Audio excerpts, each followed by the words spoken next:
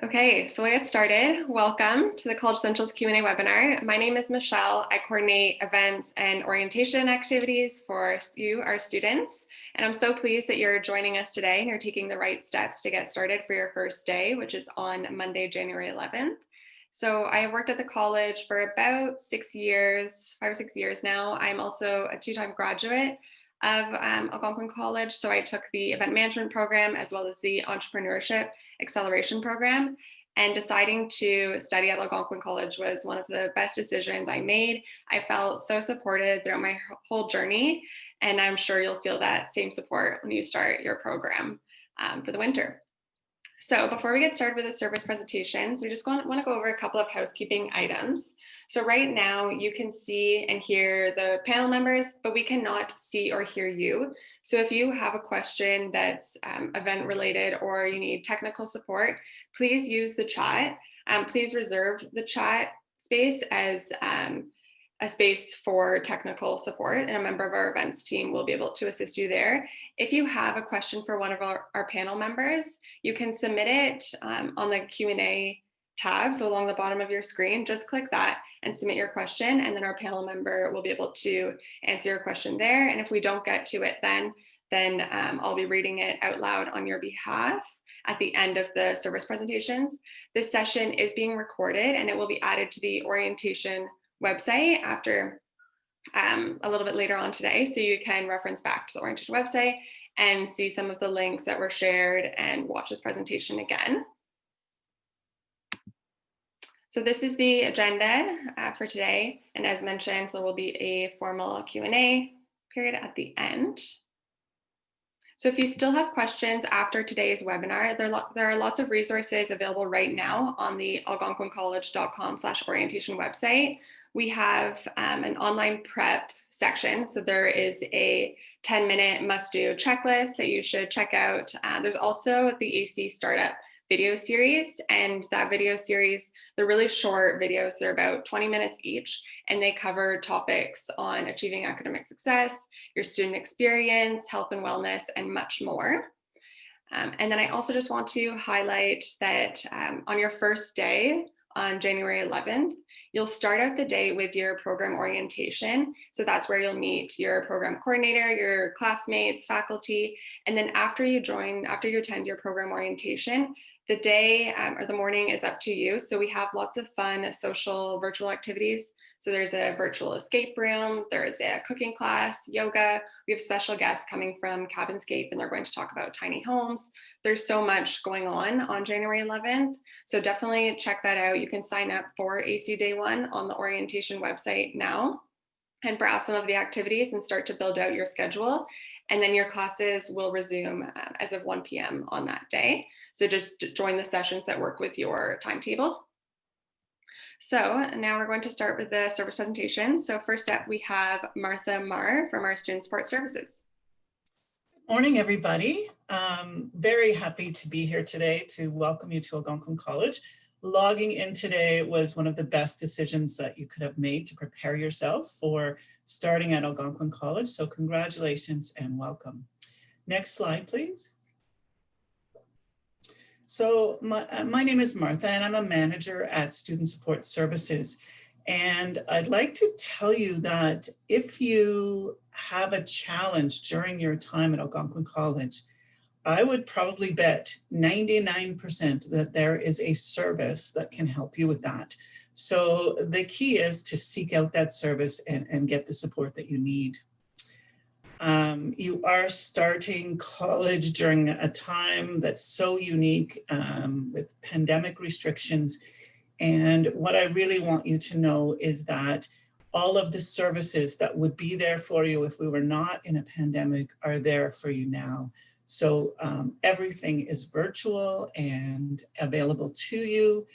So do not hesitate to seek that out. Next slide, please. These are some of the services that are available to you at Student Support Services. I'll talk about a few in depth, the ones that we get the most questions about, but I'll tell you about all of them. So the AC Hub is all things student engagement. We know that engaged students who get involved in their college community do better overall. Their academics are higher, their job perspectives are higher.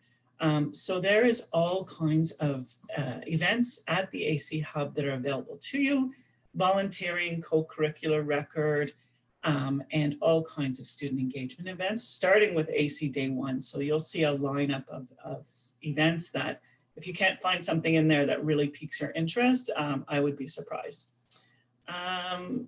Employment Support Center. If you're needing help with your resume, your cover letter, practice interviewing, you can make an appointment with the Employment Support Center, and a support specialist, an employment specialist, will meet with you and help to improve your confidence in that area. Health services are available to you. It's one of the services that is not virtual. It's actually available to you in person. You will have to go through a COVID screening over the phone before you come in for your appointment. And health services is also there for any of you who are starting health or community service programs where you're going to be doing placements in the community, and you need to have certain immunizations in order to prepare for that. They can help you with that. The AC Library has an incredible volume of resources for you when you're doing research for your projects, and everything is online.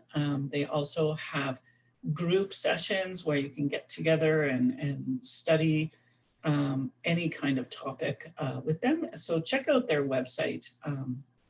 The Mammoth Center is a place on campus where people gather, and it's an Indigenous center where they celebrate the culture of our First Nations people. And also they welcome anybody to come in and experience their culture. So there's something to check out. They also have lots of events online right now. The Office of the Ombudsman is a neutral body that can help you out. We do consider it a last stop. First, you hopefully can work things out with your professor or your peers or use a support service, but in the end, there is a neutral body to help you if you're having any kind of conflicts. Peer tutoring is available at the Learning Center, which is part of the library, and also available online right now. So if you are studying a subject and you're starting to get challenged in it, can be matched with somebody who took that course previously and received a B+ or better. Project Lighthouse and the Umbrella Project are both services. Everything is online. They get you involved in all kinds of activities while they educate or do awareness campaigns around sexual assault prevention and harm reduction. So the events are quite fun for a topic that can be heavy. So it's to encourage a culture at the college where we reduce the harms and we prevent sexual assaults. The Volunteer Center is part of the AC Hub, and you can get involved in all kinds of volunteer activities. Our new partner for this is Project in Kind, where all of your volunteering will go towards the 17 sustainability goals of the United Nations. You can also gain what's called a co-curricular credit for any thing that you're doing within the Volunteer Center. And this record is something that you can print out along with your academic record and present it to employers, and it will make you a little more competitive in the job market when you have a record of everything else that you've done at the college. And the Welcome Center. The Welcome Center is your first stop if you want to engage employment services, if you want to engage counseling services, if you want to engage the Center for Accessible Learning, which I'll talk more about in the next slide. Next slide, please, Michelle. So the Center for Accessible Learning is a center that you engage with by contacting the Welcome Center. And it's for people who need any kind of accommodations to succeed in their academics. If you're somebody who in high school had what's called an IEP, that is something that you can go to the Center for Accessible Learning with and show them what kind of accommodations helped you to achieve your academics in high school. And they will look at what you might need in college. Next slide, please. Counseling services. So counseling services will see people in sort of three streams. People who are wondering about their career. So career counseling, career clarity counseling.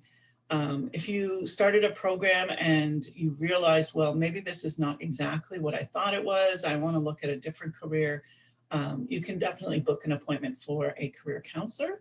For personal counseling, anything with mental health or challenges or overwhelming stress, you can also see a counselor. And you can also see a counselor for any kind of challenges that you're currently experiencing with regards to your academics, and they will help you with an overall strategy for your academics. Next slide, please. Aspire AC. Aspire AC is a very specialized high intensity program for students who really need some support with regards to post-secondary. They might be the first person in their family to go to post-secondary, so there's nobody who's had that experience that can kind of provide some guidance. They might be somebody who grew up in care, they might be new to Canada, etc. And so that service can provide you with mentor, will cover the cost of any peer tutoring that you might need, will engage, you can get a job coach that can teach you about the workplace and what the workplace culture and how to succeed in it. You can get a skills and strengths assessment and go over that with somebody who's trained in going over those kinds of assessments. And what that assessment does is look at your top 5 strengths and how to use them to really achieve the highest that you can achieve. We can help you with bursaries. There's a specialized bursary for first-generation students, students whose parents did not go to post-secondary. You can be matched with a student navigator. Prior to college, if you're somebody who says, well, I really want to go to college, but I just don't have an idea of what I want to do, there's 180 programs at Algonquin College. So you probably do need some help sorting that out if you're just unsure. So we will cover career clarity counseling for you. And we have all kinds of events to prepare people as they go to college. Next slide. Thank you. I'm going to pass it back to Michelle. And if you have any questions, don't hesitate. Thanks. Thank you, Martha. Next up, we have Claire from Financial Aid.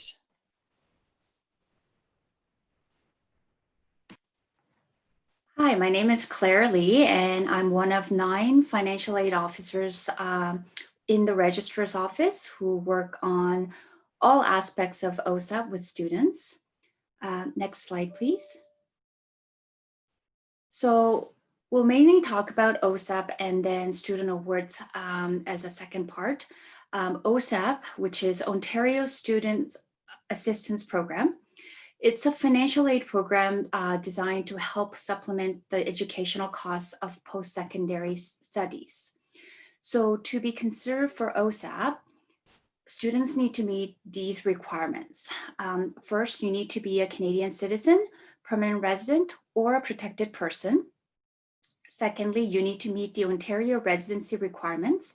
And what this requirement mainly is that Ontario needs to be the last province where you have lived for 12 months in a row, excluding the time that you were in full-time post-secondary studies. So, I mean, if you were born and grew up in Ontario, that would be fine. If you went to high school in Ontario and you're now coming to Algonquin College, that would be fine. If you've worked in Ontario for the past year or longer and now coming to Algonquin College, that would be fine. But for example, if you came to Ontario 2 years ago, but you've been in post-secondary studies for the past 2 years, then you don't quite meet the Ontario residence requirement. So it's either that, or if you have lived in Canada for less than a year, so you came to Canada less than a year ago, and Ontario is now where you live and will be studying, you could still be eligible for OSAP as well. You also have to be enrolled in an approved post-secondary institution, which Algonquin is, and taking an approved program, which most of our programs are.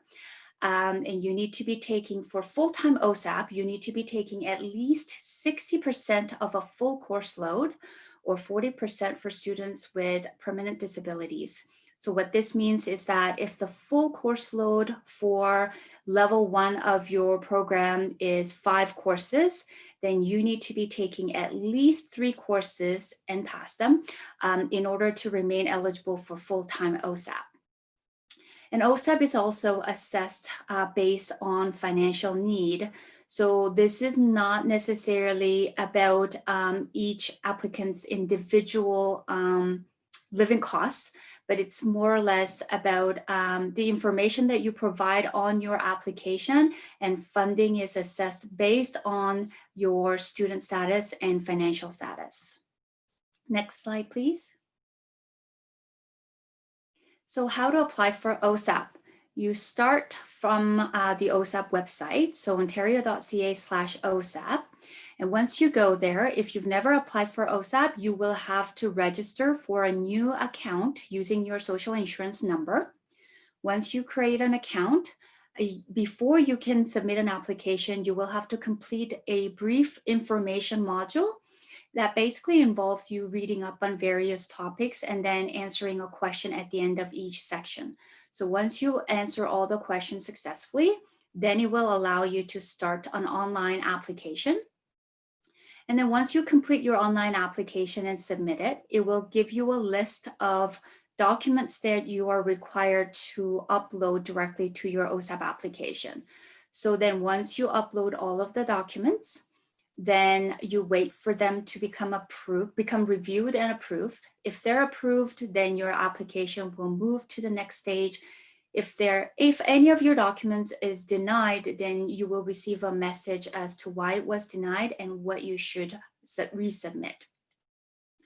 If you are a student from another province, then you will need to apply for financial aid through your home province. Next slide, please. So bursary, scholarships, and awards. So these are basically, these go through the student awards team in our office. And these are basically the money that you will not have to repay if you're eligible and if you do receive them. So bursaries are basically determined by financial need. So students can apply for bursaries at the beginning of each term. So 3 times a year. And you can apply each term, and it's based on basically the pool of applicants versus the funding that's available. So application is required. Scholarships are given to enroll students in recognition of academic excellence, and these are awarded by each department, and it's an automatic process. Students do not apply for it, students get selected for it. Awards are basically a combination of academic excellence and extracurricular activities.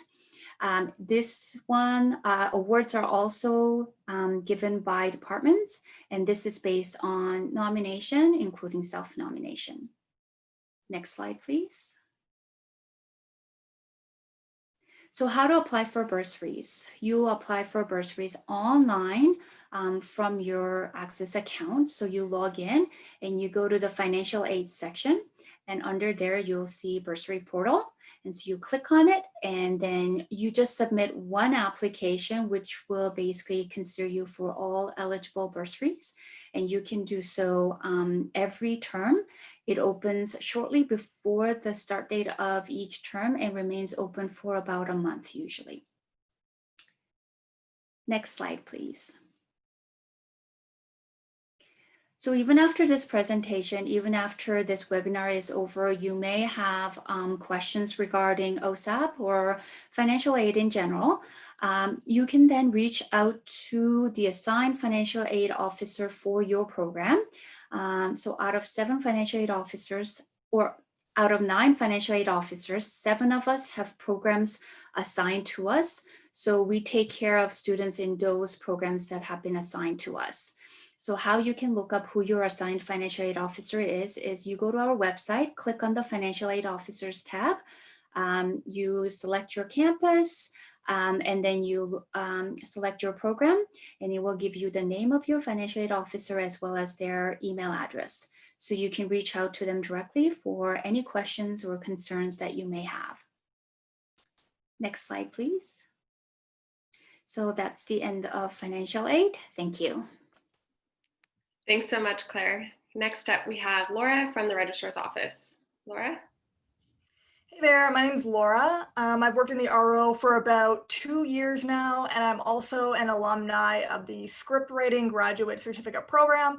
So I have that student experience, and I'm going to help you here with enrollment related issues. So next slide, please.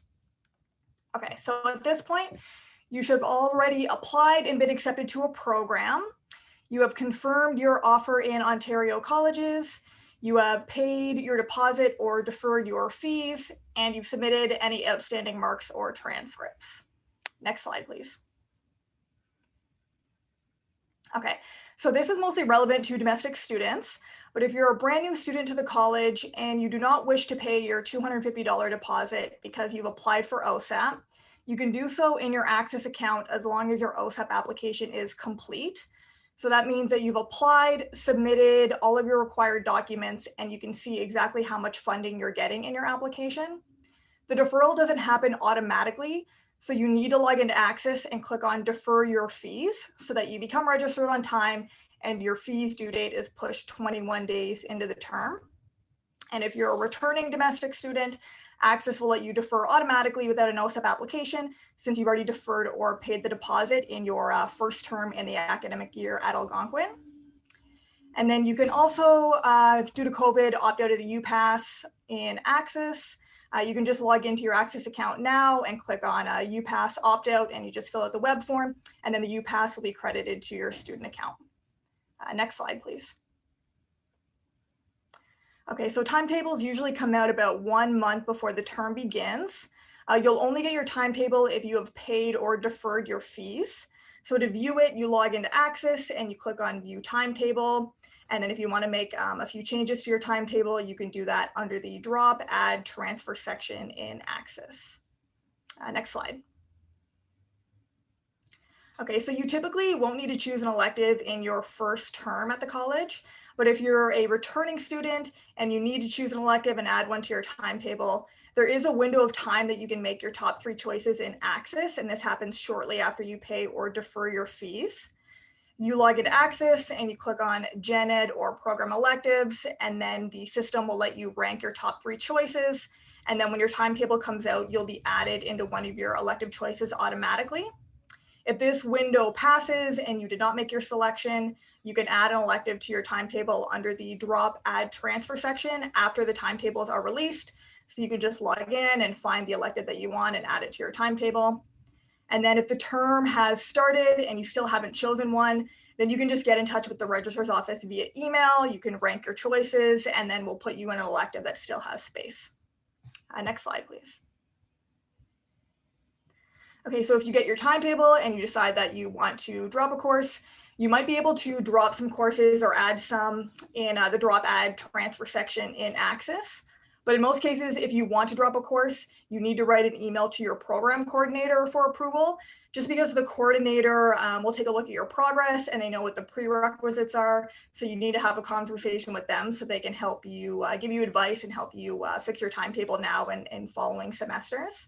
And then if the coordinator approves it, they'll let the registrar's office know, and then you'll be taken out of your course. And then if you decide that you want to withdraw from your entire program, you do need to first book an appointment with your student success specialist. So they're not going to stop you from withdrawing, but they do want to have a conversation with you about the withdrawal process so you have all the information.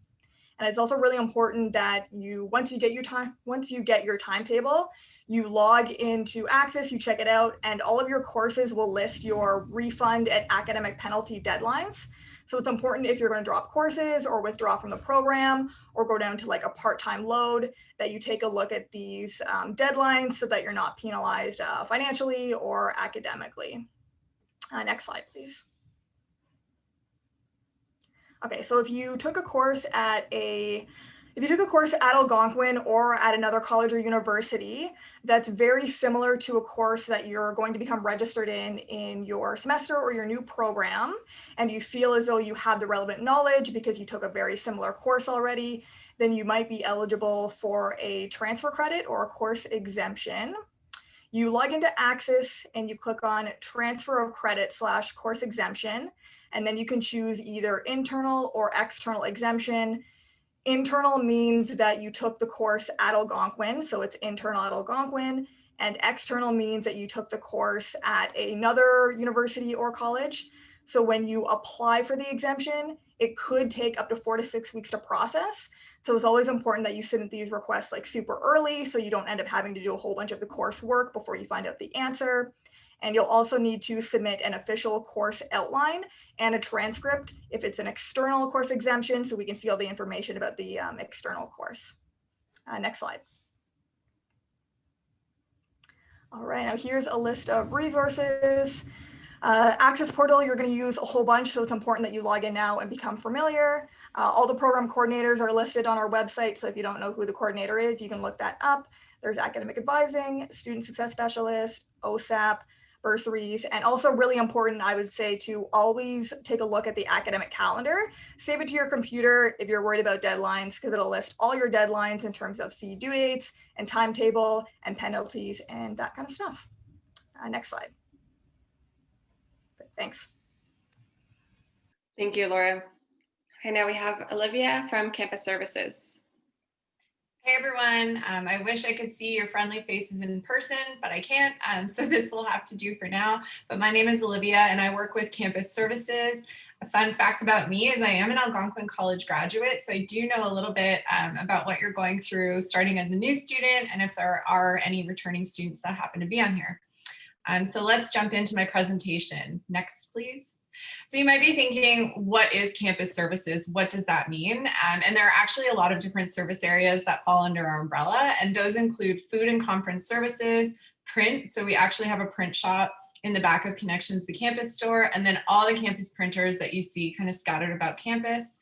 Retail services, so that includes the campus store and course materials, so like your textbooks, required resources, that type of thing. Parking, locker, and card services, and residence. So quite a bit under that umbrella. Next slide, please. All right, so the campus store. So this is your one-stop shop. This is where you're going to go to get your textbooks, your courseware, if you have like a required uniform for your program, and of course your AC gear. So your awesome hoodies, tumblers, all sorts of super fun Algonquin College swag.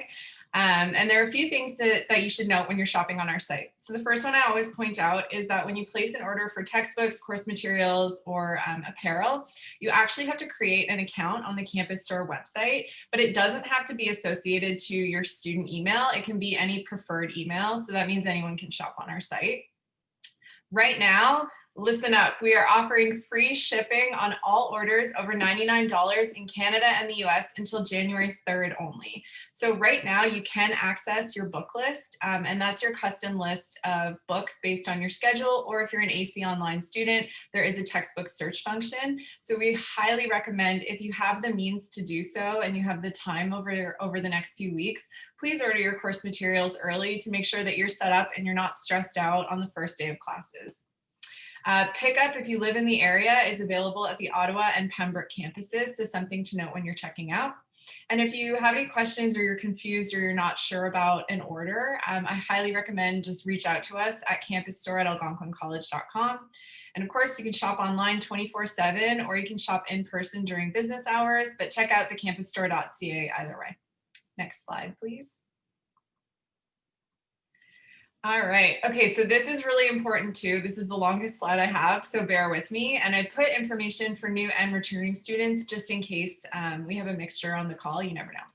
So new students, you are required to upload a photo online for your student card and your U-Pass. And so your student card is your AC card, the ID, and your U-Pass is a transit pass that you can use around Ottawa, so OC Transpo and STO routes in Gatineau.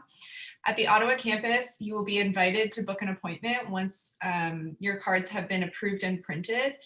So we are not accepting walk-up appointments right now. If you're a returning student and you opted out of the UPass program in the fall 2020 term, you're actually automatically opted out for the winter term. So you don't need to take any action unless your circumstances have changed and you'd like to opt back in. If you received a new UPass or renewed your UPass in the September 2020 term and your status of your program has not changed, you don't need to renew your UPass. It's valid until April 30th, 2021. Any full-time student who is designated by the college as participating in remote learning can opt out of the UPass program. So that's for anyone here. If you are designated as a remote learner, you can opt out.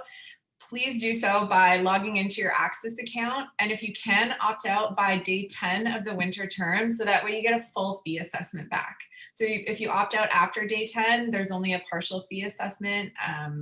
So to get all the money that you can, I highly recommend you do that as soon as you're able to. Next slide, please. So food services. So there are food services locations open at the Ottawa campus, providing tons of tasty treats and options for students and employees who are both studying and working on campus. If you want, follow us on social media at AC Campus Services, because we post a lot of our really fun stuff that we're doing. So for example, we did a barbecue week and it was a whole different week of all different types of barbecue. So lots of cool things going on. If you want information, including menu items, hours of operation, etc., you can visit us online at algonquincollege.com/food-services. Next slide. Thanks. So printing on campus. So students who are on campus will have access to printers in the 2021 term, as well as the print shop. So you can find out more about print balances, printing on campus. We have a really great interactive Google map that you can use to find a printer near you. And that's all available on algonquincollege.com/print. And now for anyone who's studying in person or on campus, online, you can order personal printing projects online by visiting algonquincollege.com/printshop online. Next slide, please. Parking. So if you're someone who's planning to park at the Ottawa campus, we have a variety of short-term and long-term options. So you can choose the one that best suits your needs. Parking permits are on sale online only, so you can visit algonquincollege.com/parking. And a quick note, we've recently went permitless, so a really great initiative in our area. So when you pay for parking or you purchase a permit, you're actually not going to receive any kind of paper permit or receipt, and your license plate is now how we confirm valid vehicles on campus. So don't panic if you're parking on campus and you don't have a physical permit, it's actually your license plate. Next slide, please. Okay, lockers. So you may or may not know, Ottawa gets pretty cold in the winter, especially January, February. So if you are studying on campus, you're gonna have tons of winter, accessories, hats, boots, mitts, the whole shebang. So I highly recommend, if you can, rent a locker on campus. You can store all your personal belongings in there, and that's done through Access. So you can log on to your Access account and rent your locker. And if you want more details like terms and conditions, prices, that kind of thing, just visit algonquincollege.com/lockers. Next slide, please. Okay, so that's it for me. This is our main website, algonquincollege.com/campus services. And if you need help, email us. If we go to the next slide, this is our hashtag, but you can follow us on any platform. And my little tip for you as new and returning students is try to connect with others, either online, or if you can do so safely outside, etc. It can be kind of lonely studying online. So please follow us on social media, reach out to us with any questions. I answer like 99% of the questions that come in. And even if I'm not the right department, I'll find you the correct contact. So I'm always willing to help you out. Okay, thank you. Thanks, Olivia. Okay, now we have Anna from our course material services. Good morning, everyone. My name is Anna, and I am a course material representative here at Algonquin. Part of my role involves ensuring that any course materials that are decided upon by a faculty member is available for you, excuse me, the learner to purchase in connection to Campus Store. Some information about me connecting me to Algonquin. I am actually a two-time graduate of Algonquin. I've completed the Applied Museum Studies program, as well as the Archives and Records Management program, and I'm in progress, almost finished, the Office Administration General. I've worked at Algonquin for about 10 years in various roles, from working in the residence to supporting high school students looking to attend college, helping future learners meet the program entrance requirements, and now currently with Course Material Services. Can I get the next slide, please? One of the easiest ways to determine what course materials you need for your courses is to use Booklist. As mentioned before, this is a unique to you listing of the courses you are enrolled in, along with the course materials needed for each course. Can you get the next slide? To log into your book list, you can scan the QR code that's currently on your screen or go to the website at the bottom of the slide. A quick reminder, please don't panic if you're not able to access this at this very moment. All of the information, and I know you're getting a lot of it today, is going to be available to you after this presentation. So the login information, once you get to the Booklist website, is going to be your Algonquin username and password. This is the same one that you use for Brightspace or your college email. Can I get the next slide, please? Thank you. You can view and purchase your required resources in Booklist. Where available, it will outline different formats that you can select from. Physical book, you can sometimes get new or used, or digital options. Not all three are going to be available for every resource, so it's important to see what is available and which method you would prefer. For the winter 2021, the Connections to Campus Store team is available to ship resources within Canada, the US, and internationally. The Campus Store is also open for learners to purchase their course materials in person.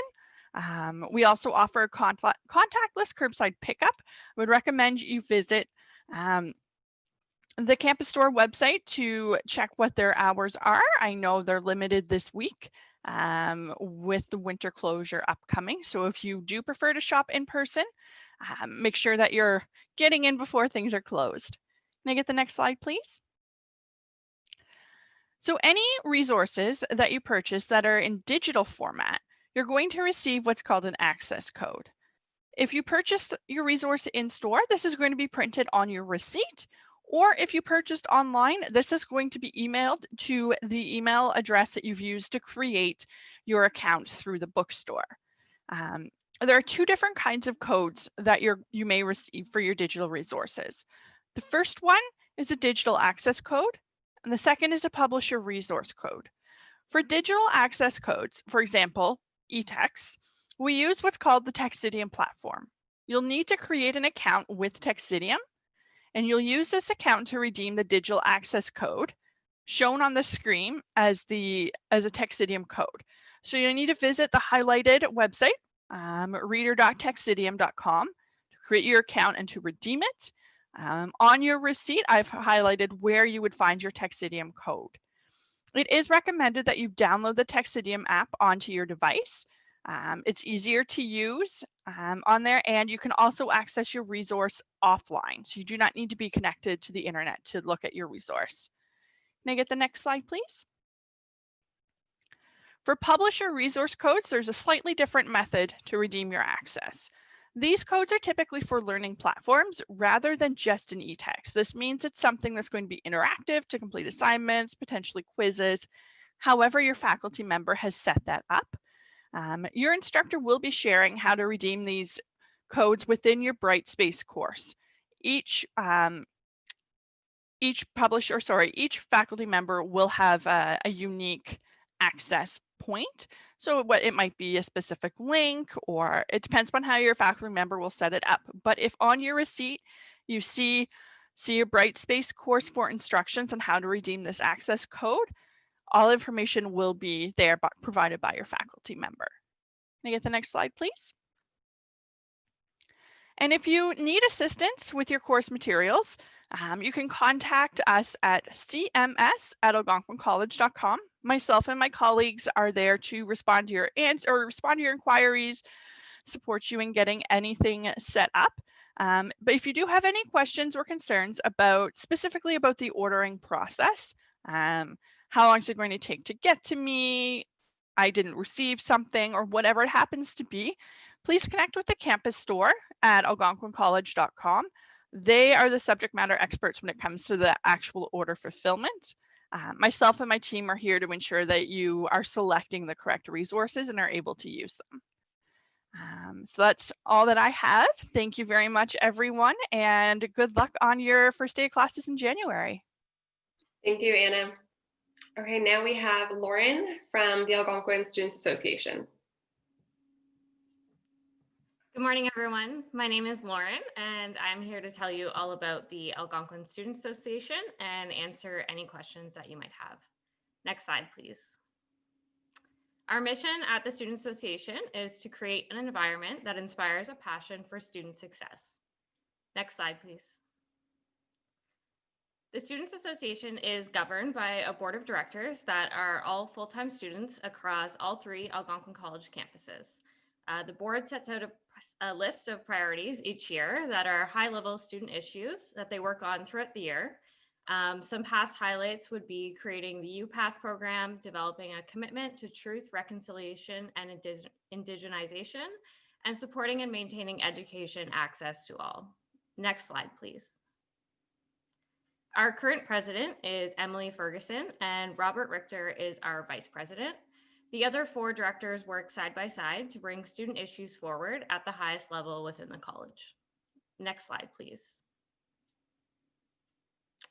At Algonquin, we have men's and women's basketball, soccer, volleyball, and rugby as varsity sports.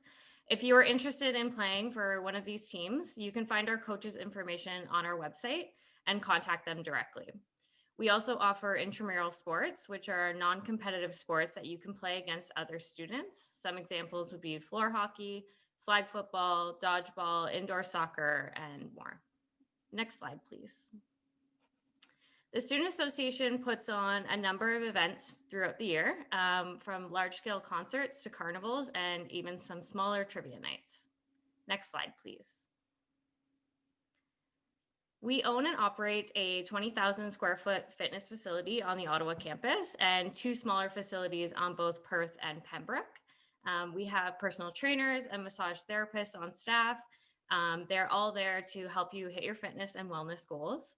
The Fitness Zone memberships are free to all students. Next slide, please. Next up, we have the ARC. The Athletic and Recreation Center is a brand new building that's currently being completed on the Ottawa campus. This brand new facility is 125,000 square feet. It's going to have 3 new gyms, a rock climbing wall, bowling lanes, a wraparound running track, golf simulator, and a brand new restaurant with an outdoor patio. Next slide, please. We have 2 different great food and drink services on the Ottawa campus. The Observatory is our campus lounge. This space is licensed and provides some of the best food on campus. And we also operate a Starbucks on campus. Next slide, please. A great way to get involved on campus is to become a class representative. Our class reps are students that come from each program, and they bring academic concerns forward to our board of directors. Another way to get involved is our clubs and communities. They can be created based off any type of activity or hobby that you have. We have all types of clubs. We've got esports, salsa dancing, anything that you can think of.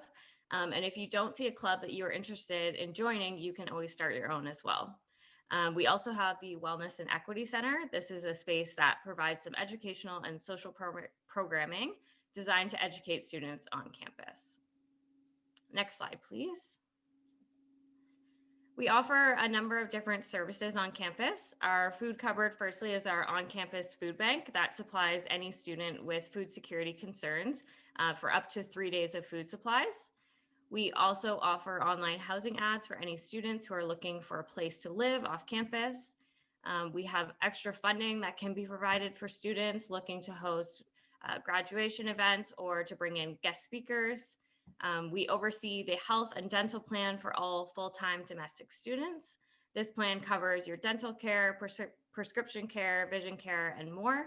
All of the plan details can be found online at wespeakstudent.com. And finally, we have a number of different meeting and silent study rooms on campus available. Next slide, please. Our Algonquin Commons Theatre is our 800-person theater. It's located on the Ottawa campus. The theater hosts a number of different types of shows, from musicals, comedians, concerts, dance shows. Some of the past acts that we've had would be Nelly, Machine Gun Kelly, Simple Plan, and more. Next slide, please. On our Pembroke campus, we have the fitness zone, which has a 2-story rock climbing wall and a gymnasium. It also offers all the same intramural sports as Ottawa.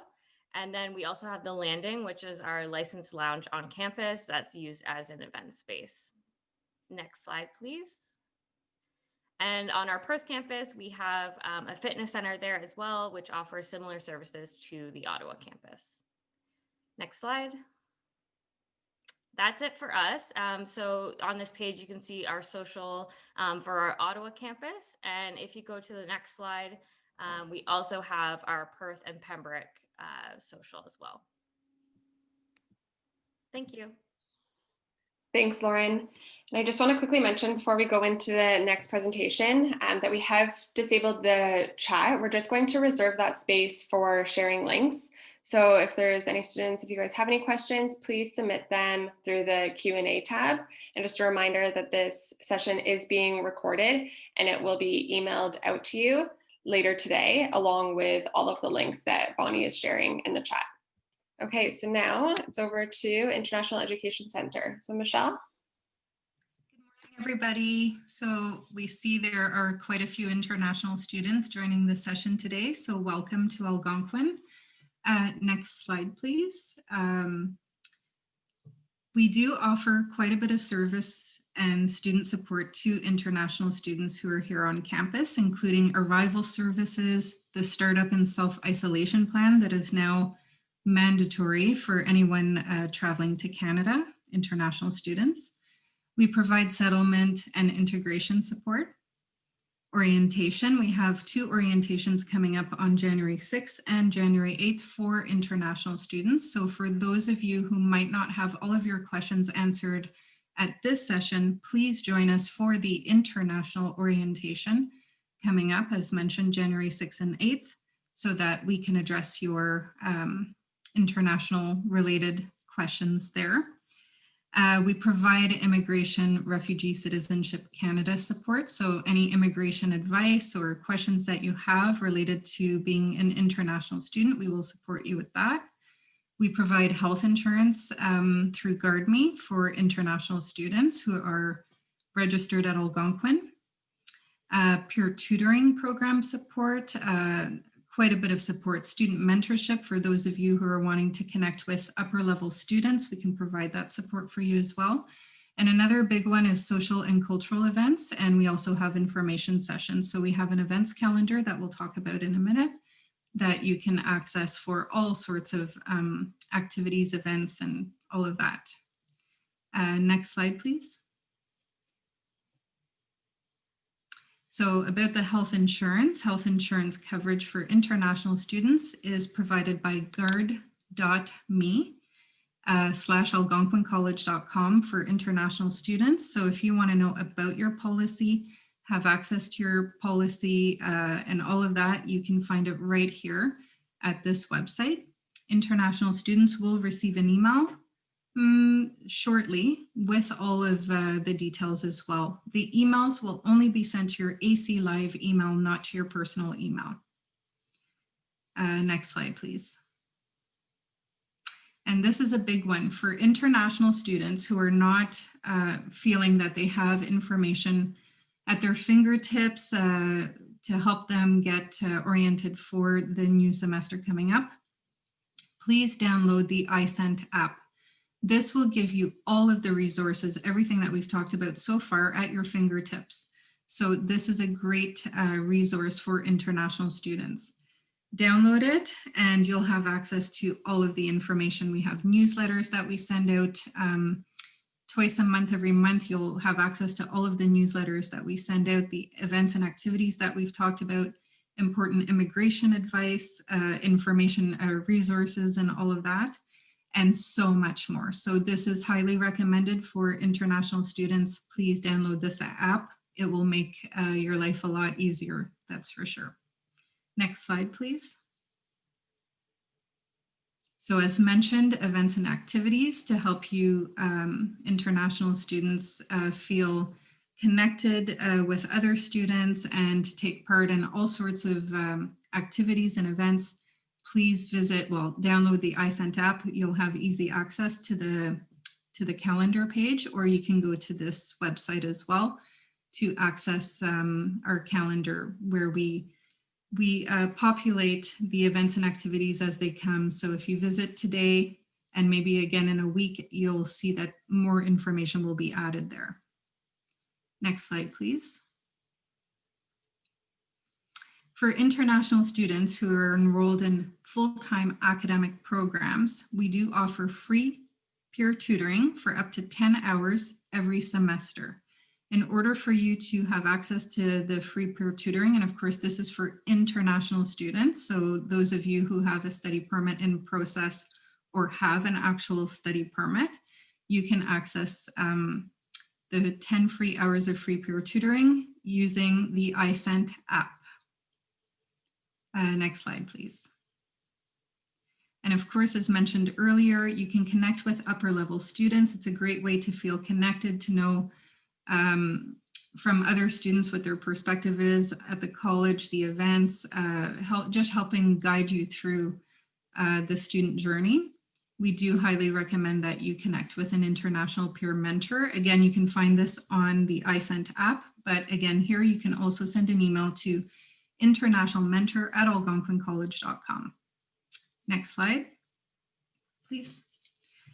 And of course, arrival service and orientation information as mentioned earlier. So we do have support to help international students with their arrival to Algonquin College. We have a website that I believe is being shared or will be shared. And again, you can always send us an email at iecsupport@algonquincollege.com for this information, or international@algonquincollege.com. We do have the mandatory orientation, as mentioned, January 6th or the 8th, one or the other. You don't have to attend both, where we'll talk a lot about, as mentioned, things that relate to international students there. Next slide, please. And that's it. So we hope to see you guys, international students, on January 6th or the 8th. Thank you. Thanks, Michelle. Okay, now we have Melissa, who is going to be sharing some tips on achieving academic success. Melissa? Thanks, Michelle. Hi, everyone. So my name is Melissa Staden, and I am the Academic Advising and Program Orientation Coordinator at the college. I haven't taken any programs yet at the college, so I'm not an alumni, but that is hopefully going to be changing soon. But I have to say, after working here for 2 years, Algonquin is probably one of the most welcoming places I've ever been, both for students and staff. So you definitely made a good choice here. So next slide, please. So when it comes to your student success team, and when I talk to student success team, I'm meaning on your program side of things, there's really 4 people that you're going to be interacting with on a very regular basis. That would be your professors, your academic advisor, your program coordinator, and your student success specialist. Next slide. Then the 3 I'm going to be focusing on in this short presentation will be your academic advisor, your program coordinator, and your student success specialist. So what I'll be doing is just going over who these 3 people are and why you might want to contact them. So next slide, please. So we're going to start with your program coordinator. So your program coordinator can help you with specific questions that you might have about your program. So some examples would include questions that you might have about prerequisites. So when you need to take a certain course before you're able to take another course. Questions about dropping a course and when it's going to be offered again, especially if this is a required course for your program. It might only be offered once a year. So you really want to know the impacts of what dropping a course will have. And then questions about program progression. So how you're progressing through your program, what grades you need, etc. Your program coordinator will also be the one who is leading your program orientation. So you should be receiving an email from them for details on your program orientation, either just before the holiday break, so sometime this week, or they might email you the week of January 4th. Next slide, please. Next is your student success specialist. So they are like your compass for accessing the various support services that are available to you at Algonquin. So if you're not sure where to go or where to start, they can help point you in the right direction, as they're the subject matter experts on all the resources at Algonquin. And as was also mentioned during the registrar's office presentation, if you've been in your program for a little bit, or you realize it's not the right fit for you and you want to withdraw from your program, you're going to start that process by meeting with your student success specialist. And like she said, they're not going to prevent you from dropping out of your program, but they just want to make sure you have all the information you need to drop. Next slide, please. And then lastly, you have your academic advisor. So one thing I do want to note is your academic advisor and your program coordinator in some programs might be the same person. So if you see that same person on a list, don't think it's a mistake. There is some programs where the academic advisor and program coordinator are the same. And they can help you with setting and achieving your academic goals. And they can help you again with questions about program progression. If you do find yourself falling off track with your studies and you're feeling a little bit overwhelmed, an academic advisor can help you with resources and support to get yourself back on track. And when it comes to a career in your field and big picture questions about how to make those connections between your classes, an academic advisor is a great resource to tap into. So I definitely encourage you to make use of these 3 people in your program. They are the experts in your program, and they can help guide you throughout your studies here at Algonquin. Next slide. Oh, and where to find them. So we have a great website, algonquincollege.com/academic success. And if you click on the student success team, it'll give you 3 different buttons for your program coordinator, your student success specialist, and your academic advisor. And it will have all the contact information you need there. And thank you. Thanks, Melissa. Okay, now we have Jennifer from our Cooperative Education Department. Good morning, everyone. My name is Jen, and I work with Cooperative Education. I'm also an alumni of Algonquin College and have been with the college for 9 years now in various roles. Next slide, please. So work integrated learning. Each program has some sort of work integrated learning, whether it be field placement, practicum, or co-op, which I'm going to be talking about. So the way that co-op differs from the others is it is 16 weeks in duration. It does need to be full-time work, and it needs to be paid, and you need to be paid at least minimum wage for the work that you do. Next slide, please.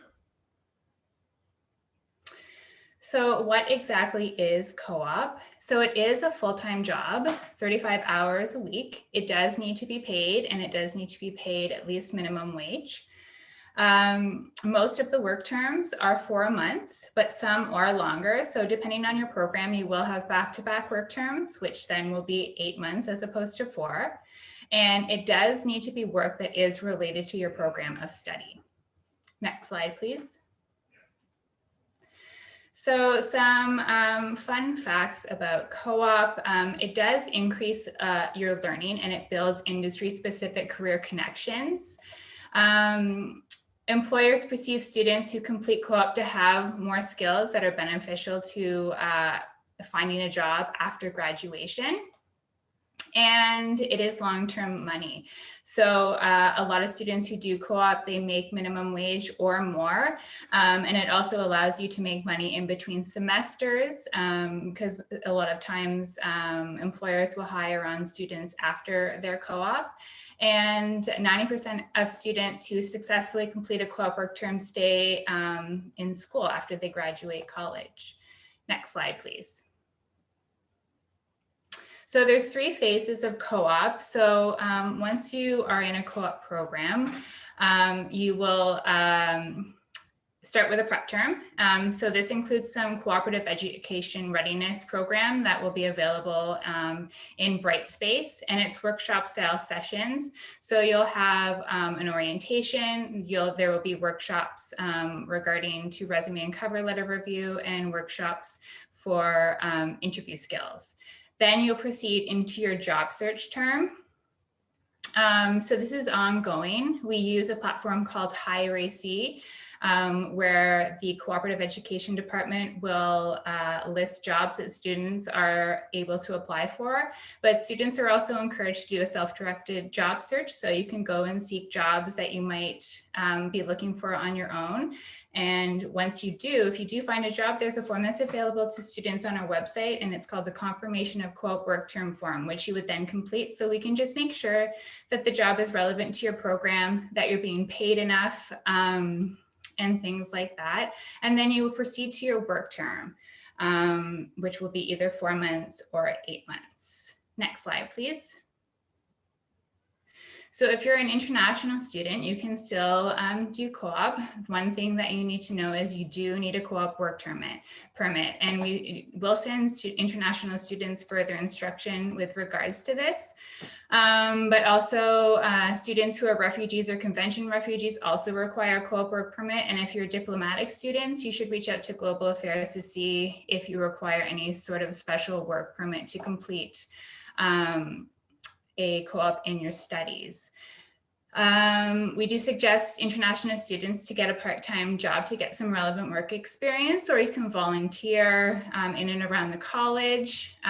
Don't be afraid to add any languages to your resume. And a lot of questions we get are, can international students work for government departments? Yes, they can. A lot of times in the job posting, it'll say whether employers hire international students. So that's just something to be mindful of. Next slide, please. Co-op eligibility. So some programs allow you to directly apply to co-op program through OCAS. So you'd be looking for the co-op version of the program. You do need to maintain a GPA of 2.7 or higher. You do need to complete all of the co-op readiness courses by the end of your work term. So those are the prep courses that are in bright spaces. You do need to remain in good standing with the college, so not encumbered, and be a good college ambassador. Next slide, please. So thank you for your interest in co-op. If you have any questions, you can visit the Cooperative Education website, or you can email coop@algonquincollege.com. And it's myself that manages that inbox. So I'd be happy to answer any of the questions you may have. Thank you, Jen. Okay, now we have our final presentation, and it is from Matthew from our ITS team. Good morning, everyone. My name is Matthew Wally. I'm a senior case resolution technician with Algonquin College. Myself and my team will answer all of your technical support questions you might have while learning at Algonquin. Next slide, please. The most important aspect of your IT account at Algonquin College is the network account, which you can retrieve from accis.algonquincollege.com. Whether you're a returning student or a first-time student, there are different methods to connect. So do read through those two separate sections there on the left-hand side of this slide.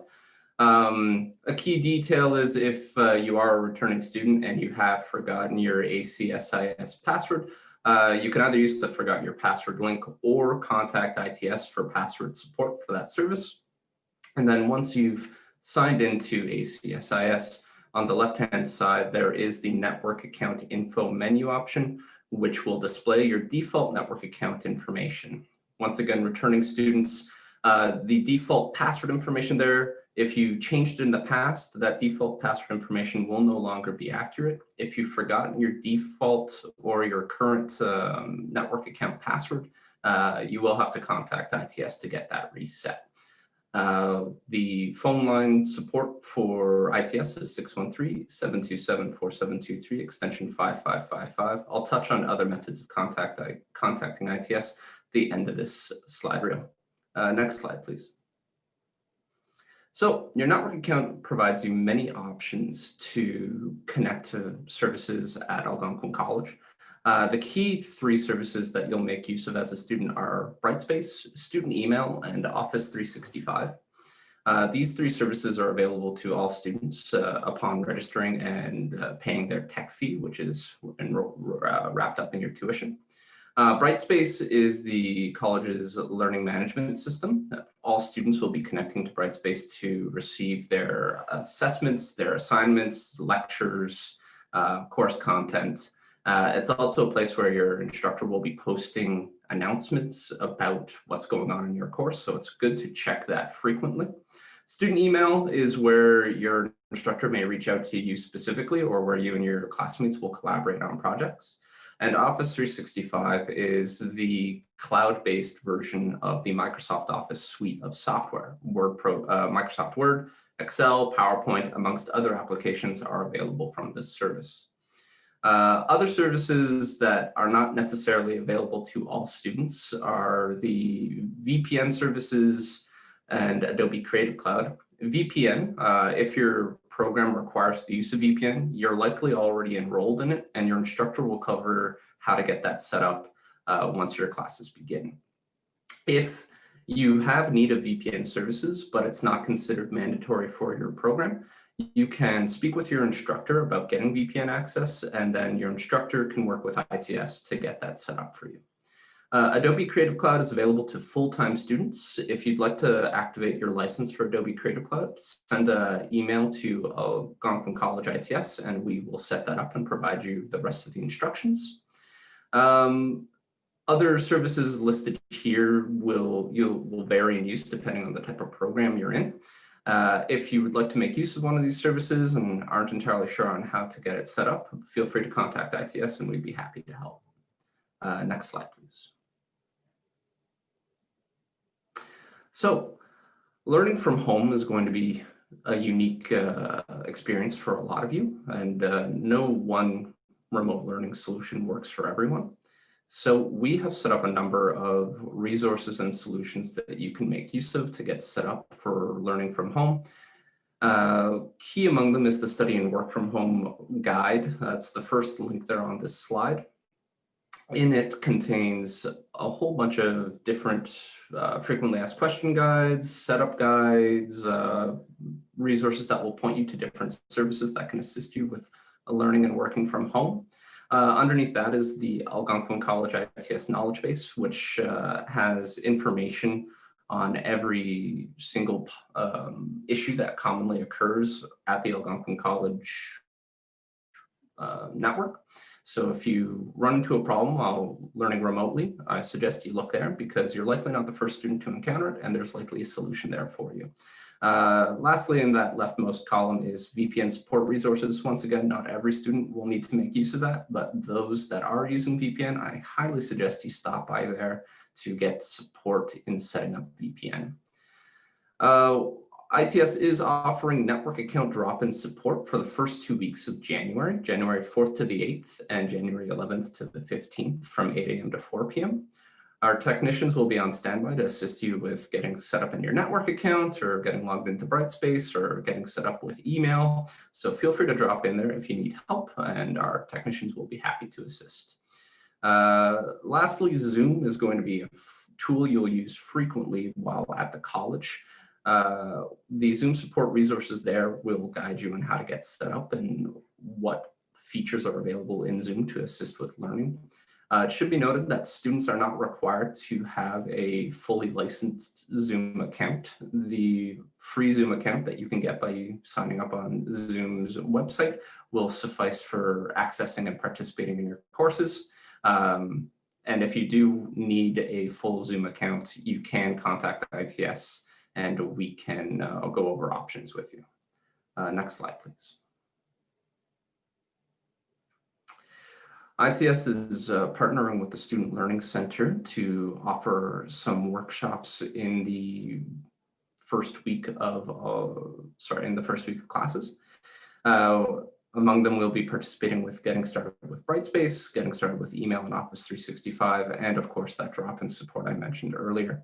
There are a bunch of other workshops being offered by the Student Learning Center, and you can view them all from their calendar. So please do check it out. They got tons of helpful information there. Next slide, please.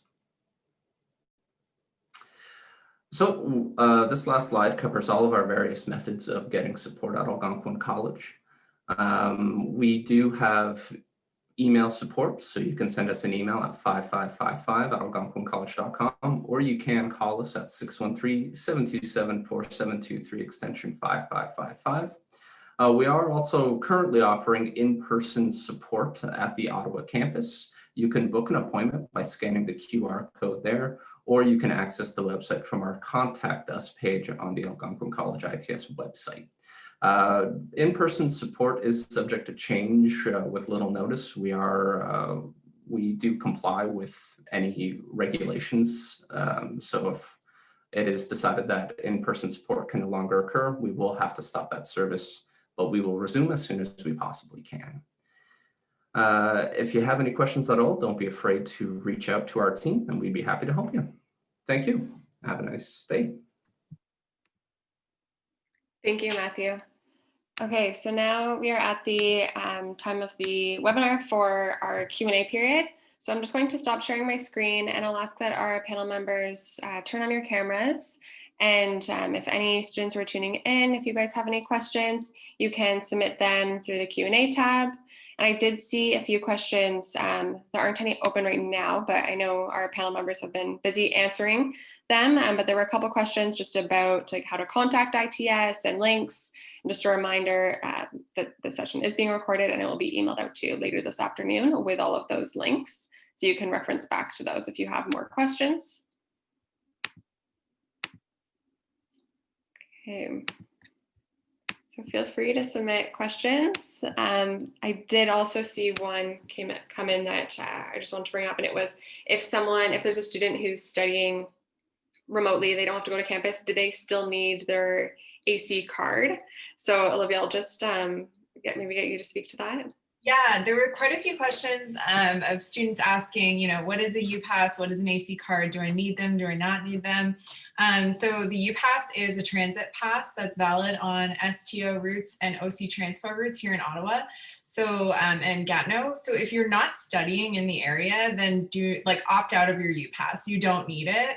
If you're studying in your home country or in a different city somewhere in the world, yeah, you don't need a UPass.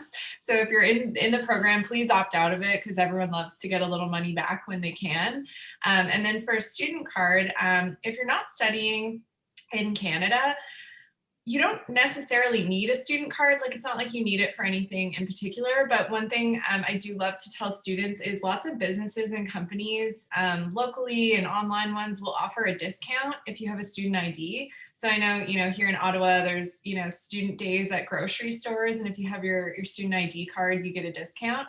So if that's something that you'd like to take advantage of or something that's really common where you live, you can absolutely still upload your photo for your AC card, which is your student ID. And there is, on case-by-case basis, we will mail out student cards. It's not available to everyone. So you can email photoid@algonquincollege.com if you need to request that. Great, thank you, Olivia. And there's a question so there's an international student coming to Canada and just what the quarantine process is like.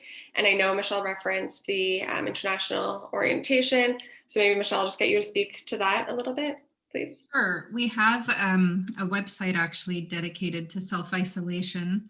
So for the student who's wondering what is the quarantine period and what's the process, you would have to start there.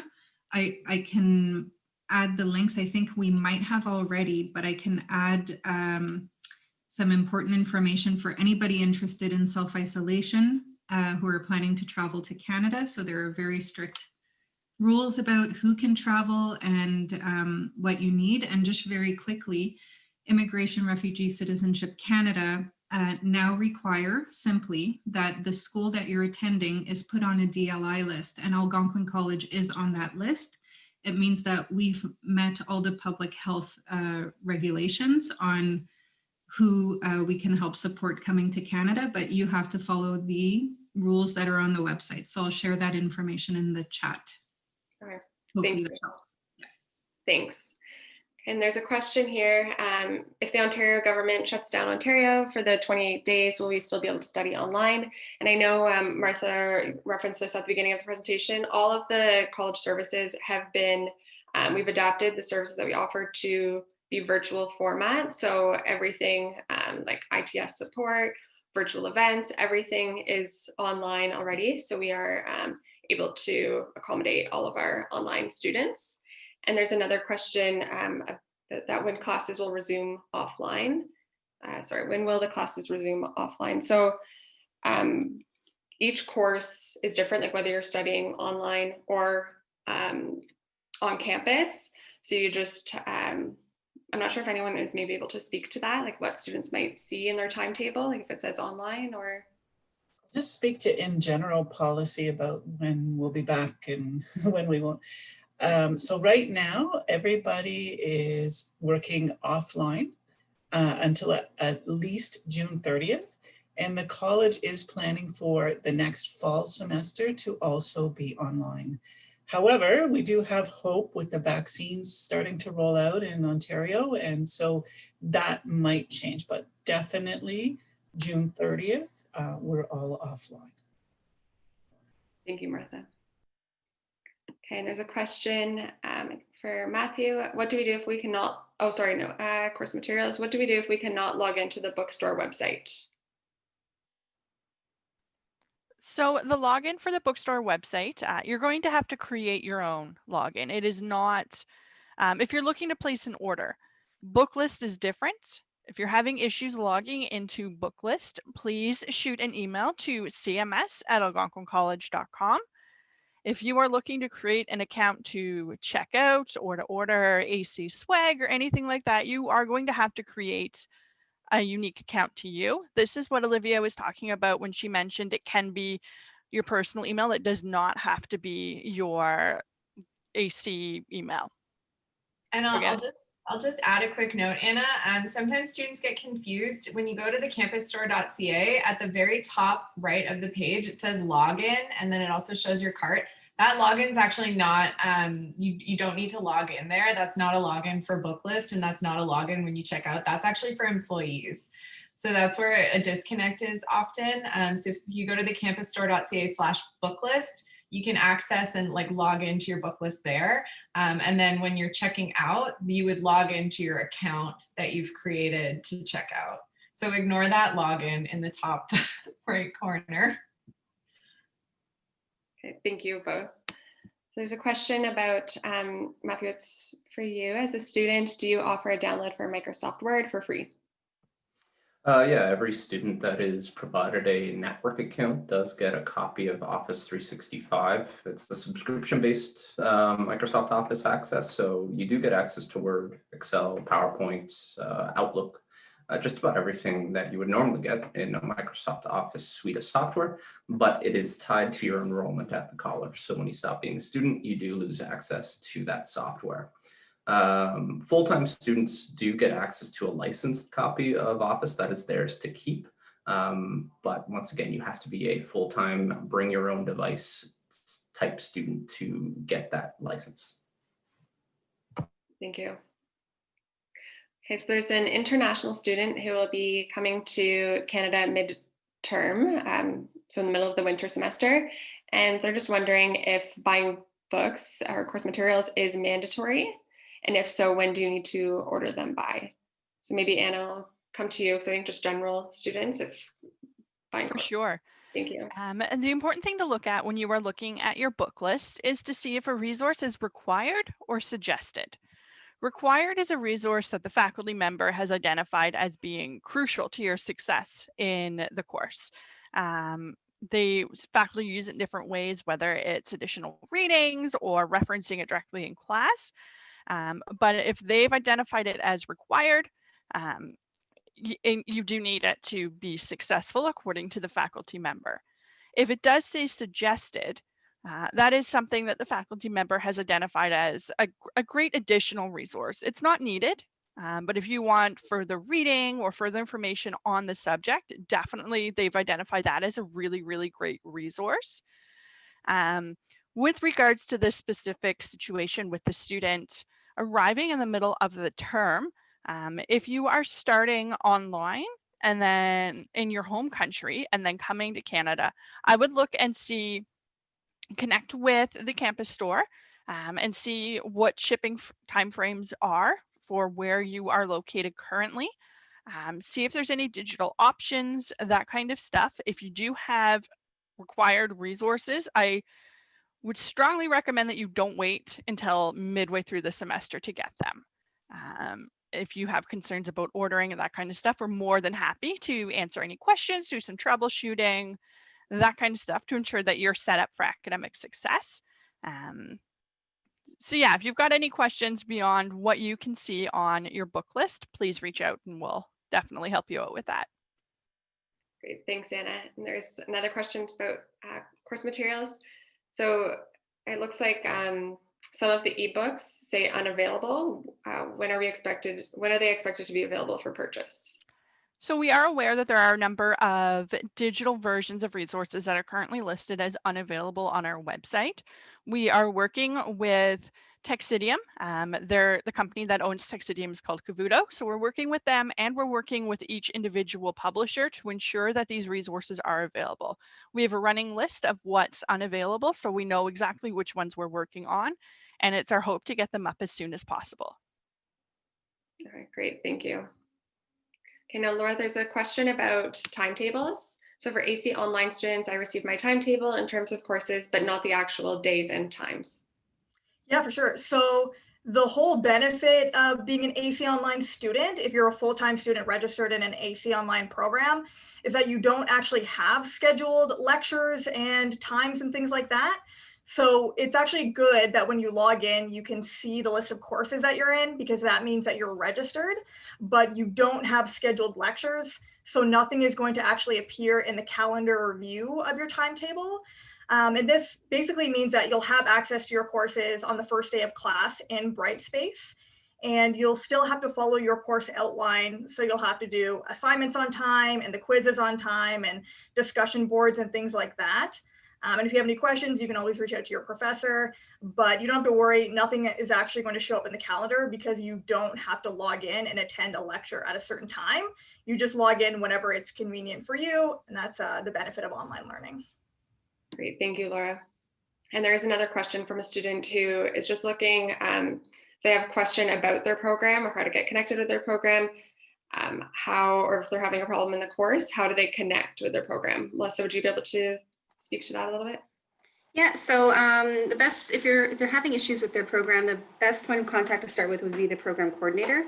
Or if they want to connect with students, I know program coordinators are doing different things to try to have students have an opportunity to connect, whether it's helping to facilitate a informal Discord group or WhatsApp. So the best option would be to email the program coordinator to start. Great, thanks. And then there's another question just about my program coordinator. Will my program coordinator contact me prior to orientation? What will it be about? So every program coordinator, because all of the program orientations are going to be done virtually this intake, they will be reaching out to you via your email to provide you with details on what time your program orientation is, how to access your program orientation, so whether it's a registration link for a Zoom meeting or it's the actual link itself for the Zoom meeting, and then as well as any pertinent details that you might need to know about your program before January 11th. Great, thank you. And Matthew, there's a question about access. How do I recover my access password if I don't know it, as I don't know it? If you can't remember your access password, you can use the Forgot My Password button, and then you'll be prompted with a security question. If you've forgotten that security question, then your only way forward from there is to contact ITS. You can give us a phone call, 613-727-4723, extension 5555, and one of our technicians can reset your password. Great, thank you. Okay, there's a question here about Math Center. What is Math Center? My major is computer programming. Is this mandatory? Do I have to complete it before January 11th? Is anyone able to speak to Math Center? Of course.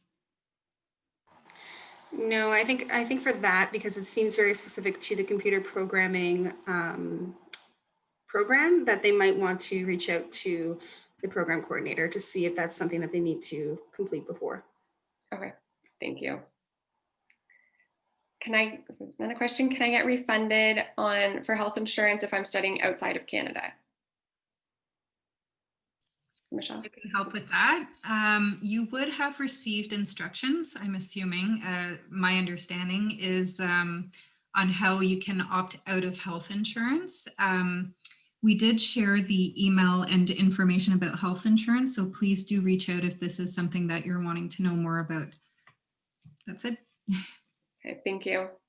Martha, I'll come to you. It's about peer tutoring. So there's a student who says, I know it's discouraged to come to campus. However, if I need to sit down with a tutor in person, can we do it on campus versus in Starbucks? So the quick answer would be no during COVID. All the peer tutoring services are online. So your peer tutor will connect with you via Skype, via Zoom, via Teams, but it will be remote peer tutoring until some of the COVID restrictions are reduced. Great, thank you. Okay, Laura, I'll come to you. I think I have missed the deadline to register for a general elective course. I am a first-year full-time student who will be coming to Canada in January. How do I go about this? Okay, so you can log into Access now and click on drop/add/transfer. And if the function will let you, you can just view a list of the electives and then choose add, and then it'll add right into your timetable. So you can do that. If the function doesn't work, then you can email the registrar's office at askus@algonquincollege.com with your full name and your student number and your preferred top 3 choices of electives. You can email to us. And then if we can see that you're registered and you paid your fees, then we can just add you into the course manually. All right, thank you, Laura. And I'm just recognizing the time. So I'm going to take the last question here. And it's from an international, oh, sorry, I think I just, sorry. So I'm an international student. I'm on a different time zone. Do I need to attend all of the courses? I can sort of speak to that a little bit. I do know that some professors are planning both synchronous, which is when you would have to be live for the lecture, and then also asynchronous material, which is you can finish that on your own time with a specific timeline. So professors are aware that there are a number of students that are going to be on different time zones, and they're very cognizant of that and trying to accommodate as much as possible. So what I would suggest for the student is to contact, again, the program coordinator. And once classes start, you'll get a sense of, when your classes are going to be. And if you're really struggling or the time zone isn't working, talk to your professor, and chances are I'm sure they'd be able to help accommodate. We're all in very, unique times. So we will try to help as much as possible. Great. Okay, thank you, Melissa. And a lot of that information will come out in your program orientation, so on January 11th, and that is your next step. So I'm just going to wrap up this webinar with that. So you'll be receiving more emails as we get closer to your first day on AC Day 1, just about what to expect with what's going on for AC Day 1. So all of the activities, you'll receive a magazine. It's an interactive magazine, and there's a bunch of workshops, info sessions that are going on throughout the day. You're still to follow your regular timetable, but please join us, connect with the college community, and meet your peers, meet your faculty in program orientation, meet your program coordinators. So you'll see a lot of us there hosting workshops. I know there's a co-op workshop. So if you have more questions about any of the services that you heard from today, definitely check out the activities and events that are being hosted on virtual AC Day 1. So thank you to all of our panel members for joining us today, presenting on your area, answering all of the questions.